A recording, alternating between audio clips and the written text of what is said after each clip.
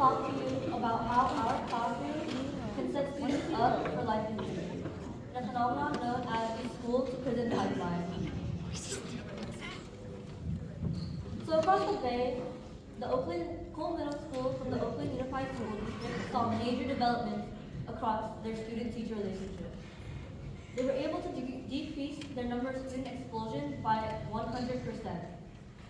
And this was all possible through implementing restorative justice. In the past, the school usually used zero-tolerance disciplinary policies, and these resulted in things like suspension, expulsion, or referrals to juvenile and criminal justice systems. And these punishments increased as more zero-tolerance policies were adopted.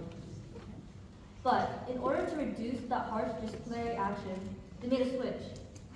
Zero-tolerance policies were replaced with restorative justice programs, and these were the most practical alternative that allowed them to strengthen relationships in the school and help students and adults deal with violence in their community.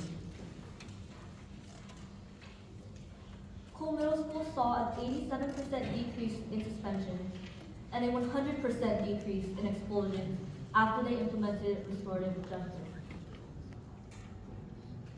But why was it so effective? And why did it seem to work so much better than traditional discipline?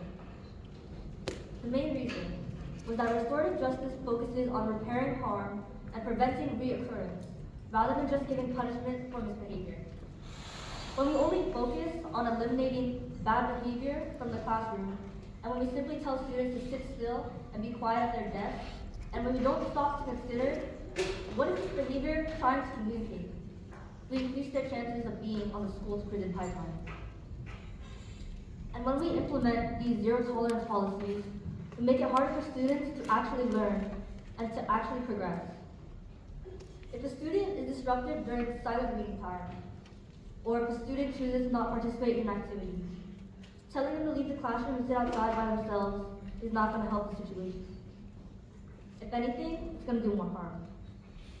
Because now that students, they're missing part of the lesson, they're going to be behind in the class. And now they're physically isolated from their peers, that's just going to increase anxiety and insecurity. And these behaviors, although they seem disruptive, are almost always a signal trying to communicate a deeper, underlying message. What we label as quote-unquote bad behavior could be a student not focusing because they have no food in their stomach. It could be a need for attention, and it could be a sign of developmental delay. There could be 100 different reasons why a student might act out, and yet we only offer zero-tolerance solutions. And these suspensions and these expulsions can directly or indirectly result in referrals to juvenile or adult criminal justice systems. And so our classrooms are either going to be foundations for learning or foundations for imprisonment. If we criminalize our students, we're increasing their chances of going to prison. Why would a student want to stay in school if their efforts to communicate were only ever met with punishment? Why wouldn't they want to drop out? And I think sometimes we're expecting students to be able to communicate all their feelings and issues perfectly. Even as they get older, even in high school, students are still developing and they're still learning. Because how many adults do you know are capable of perfectly always communicating their thoughts and feelings? So when educators meet these student behaviors with only reaction and punishment, it's not really working to solve the issue. How can we expect students to want to communicate and to want to develop these relationships with teachers and to come to school excited and ready to learn if we keep the threat of suspension or expulsion hanging over their heads? And what's more, how can we expect students to feel safe in their classrooms if they are constantly surrounded by security enforcement? The pipeline is reinforced by having armed officers on campus. And I'm aware that our district in particular does not have school resource officers on any of our campuses, but in the big picture, over 60% of secondary or high schools in this country have security who regularly carry firearms on campus. And this police presence is a threat to students, and it creates an unsafe environment. And this overall impacts their ability to learn. Having constant firearms and intimidation on campus, that's just going to increase the violence and it's going to increase the threat. the percent of schools with officers carrying firearms on campuses increased with the number of students. So 74% of schools with over 1,000 students had officers who regularly carried firearms. And then going into the 2000s, police presence in schools rose almost 40%. And this criminalized students and put more and more of them into the pipeline. So if we treat our students like criminals, we're going to increase their likelihood of going to prison. The pipeline and zero tolerance policies that result in suspension and expulsion have impacted all students. However, Black students and students with disabilities are disproportionately affected.